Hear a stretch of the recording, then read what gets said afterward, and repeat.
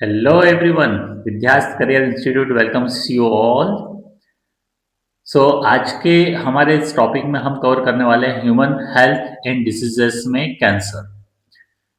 Cancer आज के समय में सबसे ज़्यादा कह सकते हैं कि बढ़ती हुई या उभरती हुई एक डिसीज है।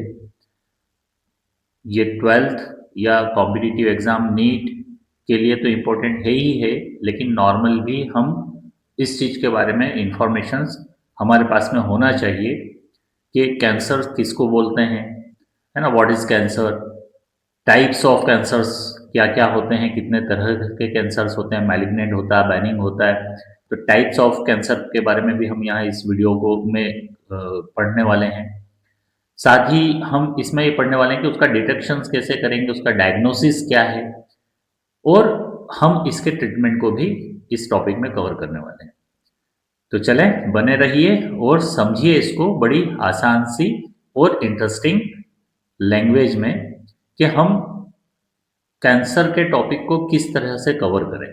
ठीक है, वो सारी चीज़ें हम यहाँ पर पढ़ते हैं। तो चलें शुरू करते हैं हम हमारा आज का टॉपिक कैंसर। सबसे पहले समझें कि कैंसर होता क्या है। कैंसर एक क्या है कि cancer is a abnormal and uncontrolled multiplication of cell resulting in the formation of tumour, या कह सकते हैं मासेस ऑफ सेल। आप यहाँ पर देख रहे हैं कि जनरली क्या सेल का अनकंट्रोल्ड ग्रोथ को या उसके मल्टीप्लिकेशंस को रिप्रेजेंट करने के कारण एक क्या होगा, गठान का रूप ले लेगी, मतलब एक उभार आ जाएगा, अनकंट्रोल्ड ग्रोथ ऑफ सेल्स। एक क्या हो गया, मल्टीप्लिकेशंस ऑफ सेल, हम बोल रहे हैं uncontrolled, cell division controlled way में नहीं हो रहा, जिसके कारण एक ट्यूमर बन जाएगा। ट्यूमर एक गठान हम बोल सकते हैं, ट्यूमर बन गया, वही हमारे लिए मासेस ऑफ सेल, वही क्या है एक्चुअल में कैंसर है। Normal cells shows the contact inhibitions, contact with the other cells inhibits their under uncontrolled growth। अब ये एक्चुअल में क्या, contact inhibition से मतलब ये हुआ कि जब कोई सा सेल डिवीजन होता है, सेल की लंबाई बढ़ रही है या सेल ग्रोथ कर रही है, तो उसके पड़ोस वाली सेल के कांटेक्ट में आने से उसकी ग्रोथ क्या होती जाती है, रुक जाती है। लेकिन यहाँ पर वो चीज हो ही नहीं रहा है। यहाँ पर क्या हो रहा है कि यहाँ पर अनकंट्रोल्ड ग्रोथ हो रही है, जिसके कारण कैंसर सेल के पास में ये कैरेक्टर नहीं होता है, तो वो अनकंट्रोल ग्रोथ को रिप्रेजेंट करती है। ठीक है, अब देखें, इसमें हम ये पढ़ते हैं कि टाइप्स ऑफ ट्यूमर। ट्यूमर मतलब वही हमारे लिए, हमने बोला कि सेल डिवीजन होते होते होते एक गठान बन गई, वही हमारे लिए कैंसर है। टाइप्स यहाँ पर दो तरह से हम बात कर रहे हैं, एक बैनिंग ट्यूमर की बात कर रहे हैं, दूसरा मैलिग्नेंट की बात कर रहे हैं। ठीक है, बैनिंग ट्यूमर में अगर बात करें तो confined to the place of its origin, they do not spread to the other parts, cause little damage. ठीक है, एक्चुअल में ये जिस जगह पर हुई है या जिस जगह पर ये ट्यूमर डेवलप हुआ, ये उसी जगह पर ही रहेगा। ये एक जगह से दूसरी जगह पर फैलेगा, या कह दें एक जगह से दूसरी जगह पर ट्रांसफर नहीं हो पाएगा। तो इसके कारण जनरली जो डैमेज हो रहा है बॉडी के अंदर वो कम होता है। ठीक है, क्योंकि एक स्टेशनरी, एक फिक्स्ड पोजीशंस पर होने वाला ट्यूमर है।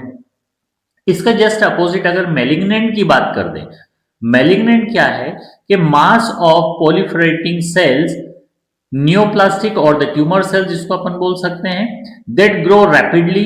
ठीक है, ये तो हमारे लिए डेफिनेशन ही है कि जनरली क्या करेंगे, mass of the proliferating cells generally क्या करेगी, बढ़ती जा रही है ना, नियोप्लास्टिक या ट्यूमर सेल जिसको अपन बोल रहे हैं, invade and damage the surrounding normal tissues. ये मेलिग्नेंट है कि जनरली वो घुसपैठियों की तरह काम कर रहे हैं ना। इन्वेड मतलब क्या करना कि अपनी पड़ोसी सेल में भी घुस जाना, उसको भी इन्फेक्टेड कर देना, या कहते हैं उसमें भी अनकंट्रोल ग्रोथ को रिप्रेजेंट करना।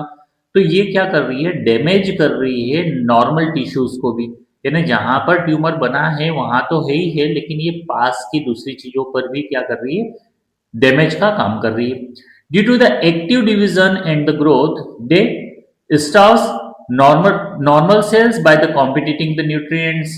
अब ये क्या करेगी, जनरली एक्टिव है डिवीजन में, सेल डिवीजन है, सेल डिवीजन करती जा रही है अनकंट्रोल वे में, तो सेल डिवीजन तभी होगा ना, एनर्जी की रिक्वायरमेंट लगेगी, जितना ज्यादा सेल डेवलपमेंट होगा या सेल डिवीजन होगा उतनी ज्यादा एनर्जी। तो पास वाली सेल का नरिशमेंट के साथ में भी ये कॉम्पिटिशन कर रही है, उसका भी नरिशमेंट यही कंज्यूम कर लेगी। ठीक है, Cells flowed from the tumors reach the sites where the blood where they form a new tumor. This is called the metastasis. अब मेटास्टेसिस किसको बोल रहे हैं कि ये जो सेल है, इस सेल के कुछ पार्टिकल्स क्या करेंगे, जनरली ब्लड की हेल्प से, एक जो ब्लड का काम क्या होता है, जनरली ट्रांसपोर्टिंग का काम हो रहा है, एक जगह से दूसरी जगह जाने का काम करेगी. तो ये सेल क्या करेगी कि ब्लड के साथ में इस सेल के जो पार्टिकल्स हैं वो दूसरी जगह तक पहुंच जाएंगे और वहां पर भी एक नया ट्यूमर डेवलप कर देंगे, जिसको अपन बोल रहे हैं मेटास्टेसिस की प्रोसेस हो गई. तो मैलिग्नेंट ट्यूमर जनरली हम ये याद रखें कि वो एक जगह से दूसरी जगह फैलने का काम करता है. बैनिंग में जनरली क्या हो रहा है कि एक ही जगह पर वो फिक्स्ड है, एक जगह से दूसरी जगह ब्लड की हेल्प से ये ट्रांसफर नहीं हो पाएगा. ठीक है. अब कॉजेस क्या है, कॉजेस ऑफ कैंसर क्या है, इसको हम कार्सिनोजेंस बोलते हैं. कार्सिनोजेंस मतलब वो फैक्टर्स या वो एजेंट जिनके बेसिस पर कैंसर हो रहा है. तो देखो फिजिकल एजेंट सबसे पहले पॉइंट पर बात करते हैं. फिजिकल एजेंट क्या, जैसे कि हमने बोला ionising radiation like the X rays, gamma rays and the non ionising radiation like the UV rays. UV rays sunlight से आती है, जिसको ओजोन लेयर क्या कर लेती है, अपन एटमोस्फेयर में एब्जॉर्ब कर लेती है. जो यूवी रेस अर्थ तक पहुंच जाएगी तो हमें एनिमल्स वगैरह की अगर बात कर दे तो स्किन कैंसर की डिसीजेस आम हो जाएगी. तो यूवी रेस जो कि हम बोल रहे हैं नॉन आयोनाइजिंग रेडिएशन है, वो भी कैंसर का कारण है. दूसरा आयोनाइजिंग रेडिएशन जैसे कि X rays, gamma rays, generally ये भी क्या कर रहे हैं, जनरली फिजिकल एजेंट है, ये भी कैंसर के लिए रिस्पॉन्सिबल होंगे. ऐसे केमिकल एजेंट्स की बात कर दें, केमिकल के फॉर्म में जैसा आप देख रहे होंगे कि हमेशा एडवर्टीजमेंट में हमें बताते हैं कि tobacco is injurious for the health.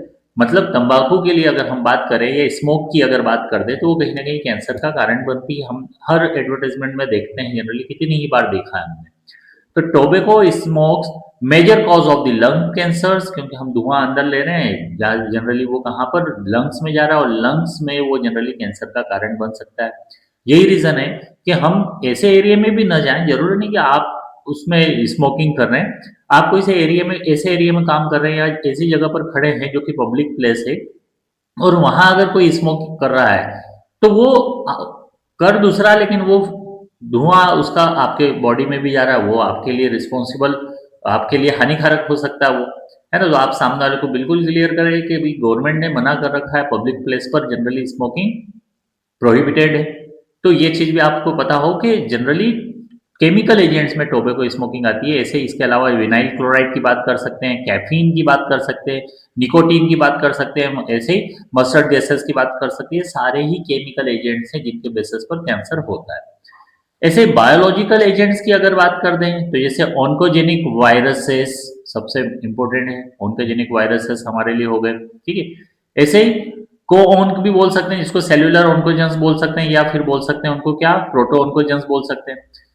When C on, यानी हम बोल रहे हैं cellular oncogenes in normal cell is activated, the cells become the oncogenic. अगर ये नॉर्मल सेल में आया तो नॉर्मल सेल भी एक्टिवेटेड हो जाएगी और वो अनकंट्रोल्ड ग्रोथ को रिप्रेजेंट करेगी, वही ऑन्कोजेनिक हो जाएगी वो हमारे लिए. ठीक है. तो सेल ग्रोथ जनरली क्या, मल्टीप्लीकेशन अनकंट्रोल्ड वे में होना लगेगा. ठीक है. चलो आगे देखते हैं कि कैंसर डिटेक्शंस पर बात करें कि कैंसर डिटेक्शंस कैसे हम आइडेंटिफाई कर सकते हैं. इसके लिए तो डिटेक्शंस एंड डायग्नोसिस दो तरह की चीजें यहां पर बोली. एक डिटेक्शन भी बोल रहे हैं और दूसरा डायग्नोसिस भी बोल रहे हैं. तो दो, सबसे पहला दे रखा biopsy. A thin piece of suspected tissue is stained and examined under the microscope. एक बहुत छोटा सा, यूं बोल रहे thin piece of the suspected tissues, जहां पर ट्यूमर हुआ है उस ट्यूमर की एक पतली सी लेयर, या कह दें कि एक स्पेसिमेन वहां से हम ले लेंगे, उसको स्टैंड करेंगे, उसको रंगेंगे, कलर डालेंगे और उसको एग्जामाइन करेंगे माइक्रोस्कोप के बेसिस पर, जिसको अपन बोलते हैं क्या, हिस्टोपैथोलॉजिकल स्टडीज. ठीक है. बायोप्सी में जनरली हिस्टोपैथोलॉजिकल स्टडीज आती है, तो उसमें स्टडी करते हैं. In case of leukaemia biopsy and histopathological studies generally होती है. Blood and bone marrow test for the increased cell counts, और दो दूसरे टेस्ट दे रखे हैं, ब्लड और बोन मेरो टेस्ट भी होते हैं, जो कि जनरली सेल काउंट कितना इंक्रीज हुआ है उसको बताते हैं. ऐसे दूसरा दे रखा है रेडियोग्राफी. यानी यूजेस ऑफ एक्सरे, सीटी, कंप्यूटराइज्ड टोमोग्राफी बोलते हैं जनरली इसको अपन फुल फॉर्म में, सीटी स्कैन को, and MRI, magnetic resonance imagine है जनरली एमआरआई, तो इनके बेसिस पर जनरली आइडेंटिफाई किया जाता है ट्यूमर को बॉडी में।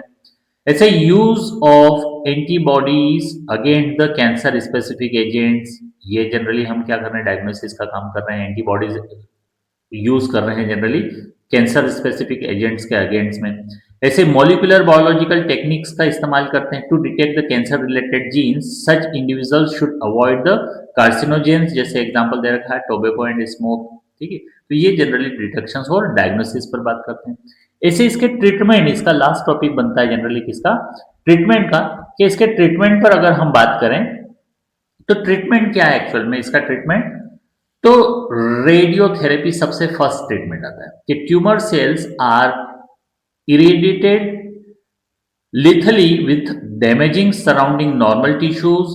जनरली ट्यूमर सेल्स को इरेडिएट कर दिया जाता है, या यूं कह दें कि उसको एक्टिव कंडीशन से इनएक्टिव कंडीशन में ला दिया जाता है without damaging the surrounding normal tissues. अगर मैं यूं कहूं कि ये जो हमारे लिए अगर सेल है और इसके साइड में ये हेल्दी सेल्स है, तो केवल जो सेल हमारी ट्यूमर वाली है उसको ही जनरली क्या किया जाएगा, वहां से हटाया जाएगा, आइट साइड की सेल को यानी नॉर्मल सेल को डैमेज नहीं किया जाता उसमें। ये रेडियोथेरेपी है। ऐसे कीमोथेरेपी की अगर बात करते हैं तो कीमोथेरेपी में use of the chemotherapeutic drugs, chemotherapeutic drugs का वहां पर जनरली यूज किया जाता है। Many drugs have the side effects, कितने ही ड्रग्स ऐसे हैं जिनमें क्या कह सकते हैं कि एडिशनल बॉडी पर इफेक्ट देखने को मिलता है, साइड इफेक्ट देखने को मिलता है, जैसे कि क्या हेयर लॉस हो जाएंगे, ऐसे एनीमिया हो जाएगा, तो इस तरह से जनरली उसके साइड इफेक्ट्स भी देखने को मिलते हैं कीमोथेरेपी में। ऐसे इम्यूनोथेरेपी की अगर बात करते हैं तो the patients are given biological response modifiers. अब देखो ये समझो, बायोलॉजिकल रिस्पॉन्स मॉडिफायर, जैसे कि फॉर एग्जांपल यहाँ पर बोला अल्फा इंटरफेरॉन की बात कर रखी है, विच एक्टिवेट देयर इम्यून सिस्टम, वो रोग प्रतिरोधक क्षमता को बढ़ाने का काम कर रहे हैं, अपने इम्यून सिस्टम को बढ़ाने का काम कर रहे हैं, ताकि बॉडी खुद ब खुद क्या कर ले, उसे ट्यूमर को डिस्ट्रॉय करने का काम कर दे, उस ट्यूमर जो डेवलप हुआ उसको क्या कर दे, बॉडी डिस्ट्रॉय कर दे, क्योंकि इम्यून बढ़ सके। इम्यून बढ़ गया तो वो क्या कर देगा, ट्यूमर को खत्म कर देगा। और लास्ट ऑप्शन बचता है कौन सा, सर्जरी का, कि most of cancers are treated by the combination of surgery, radiotherapy and the chemotherapy. ज्यादातर केस में यही होता है कि पहले तो सर्जरी कर दी जाती है, फिर रेडियोथेरेपी दी जाती है या कीमोथेरेपी दी जाती है, तो एक स्टेप बाय स्टेप ये सारे काम किए जाते हैं। ये ट्रीटमेंट ऑफ द कैंसर में आता है, ठीक है। आई होप आपको कैंसर का टॉपिक बड़ा क्लियरली समझ में आया होगा, और अगर कैंसर का टॉपिक आपको समझ में आया है और अच्छा लगा है तो वीडियो को लाइक, शेयर और सब्सक्राइब जरूर करें, और साथ ही इस टॉपिक को अच्छे से कवर कर लें, ठीक है। मिलते हैं हमारे नेक्स्ट वीडियो में, जिसमें कि हम इसी चैप्टर के नेक्स्ट टॉपिक पर बात करने वाले हैं, जो कि हमारे लिए ड्रग और अल्कोहल से रिलेटेड टॉपिक रहेगा, ठीक है। Till then, thank you everyone, thank you to all of you.